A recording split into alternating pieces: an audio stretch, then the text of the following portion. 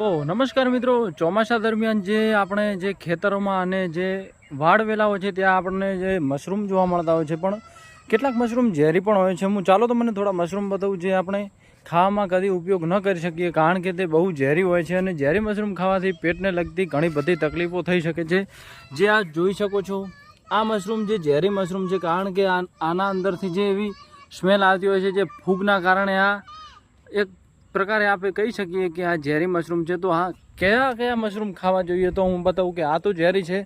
પણ જે આ ટાઈપના જે ગોળાકારમાં જે સફેદ આવે છે જે મશરૂમ, તે ખાવા યોગ્ય હોય છે, કારણ કે આમાં વિટામિન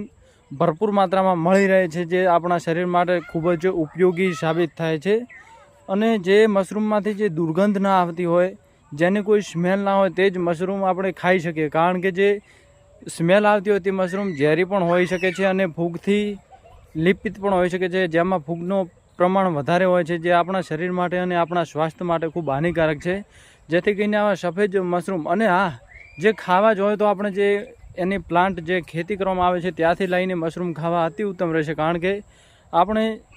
100% ના કહી શકીએ કે આ જે છે મશરૂમ જે ઝેરી નહીં હોય। આ પણ ઝેરી હોઈ શકે છે, પણ આ કોઈને પહેચાન હોય, કોઈ જાણતું હોય તો તે ખાઈ શકે છે અને ખૂબ જ લાભદાયી છે।